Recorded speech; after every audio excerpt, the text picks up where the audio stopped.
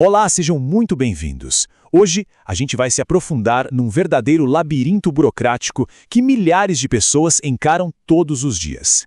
Guiados por pesquisadores, vamos mapear o caminho exato que um cidadão em Palmas, no Brasil, precisa percorrer para garantir um direito básico, um lar.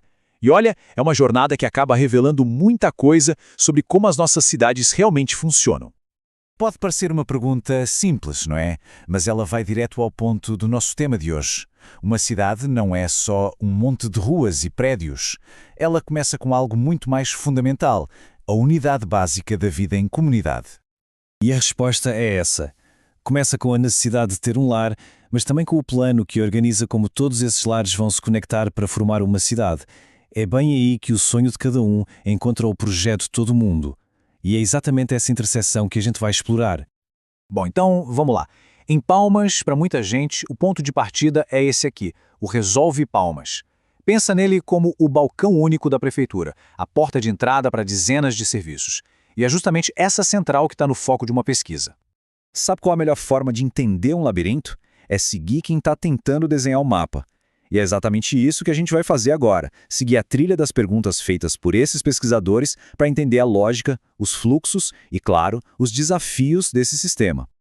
Então a pesquisa se abre em dois grandes caminhos, duas avenidas. De um lado, a jornada para conseguir uma casa, que está ligada à Secretaria de Habitação, e do outro, as regras que dão forma para a cidade inteira, uma responsabilidade do desenvolvimento urbano. Vamos olhar de perto cada uma delas. Vamos começar então pela jornada que é mais pessoal, mais íntima, a busca por um lar. Como é que uma família consegue de facto passar por toda a burocracia para transformar o direito à moradia em uma realidade concreta?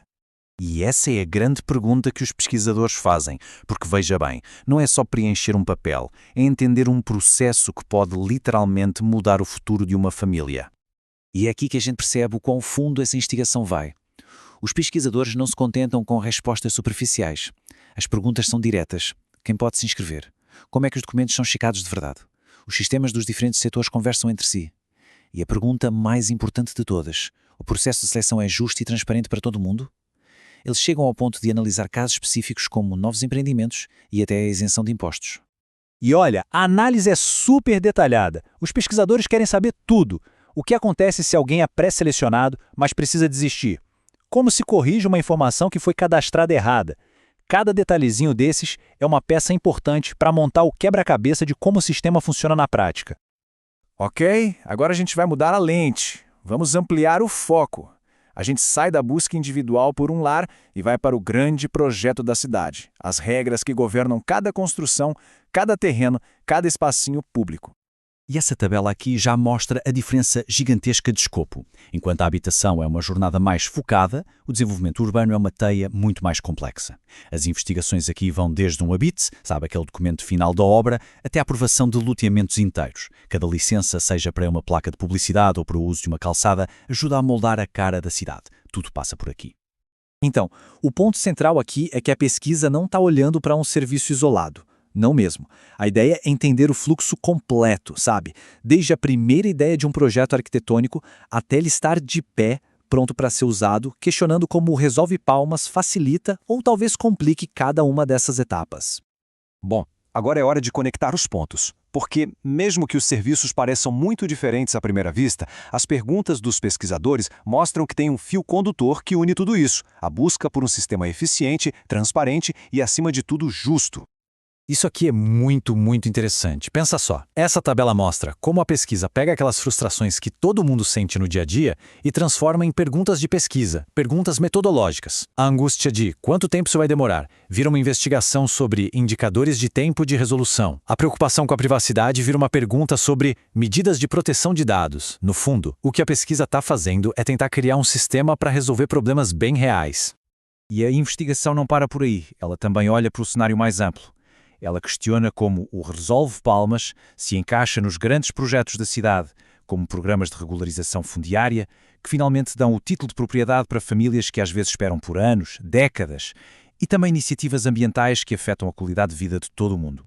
E no final das contas, depois de passar por todos esses processos, formulários, fluxos, a gente chega na verdadeira razão por trás de tudo, na questão fundamental que move essa pesquisa toda. Essa frase, ela foi tirada do título do projeto de pesquisa e ela resume tudo. A gente não está falando só de tijolo e cimento. A gente está falando de dignidade. O objetivo de mapear todo esse sistema é, em última análise, entender como a cidade pode cumprir a promessa de garantir não apenas um teto, mas uma vida digna.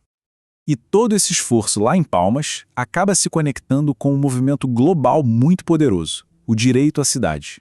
A ideia de que as cidades devem ser moldadas por e para as pessoas que vivem nelas. Com isso, cada pergunta sobre um alvará ou um cadastro deixa de ser só burocracia e passa a ser um termômetro, uma forma de medir se esse direito, que é fundamental, está sendo respeitado na prática. E tudo isso nos traz para uma reflexão final. A metodologia usada em Palmas de seguir as perguntas para mapear o sistema é universal e deixa uma pergunta no ar que é muito importante. Se a gente fosse fazer esse mesmo exercício, investigar os sistemas que governam as nossas cidades, as nossas comunidades, por onde a gente começaria? Quais seriam as perguntas certas a se fazer?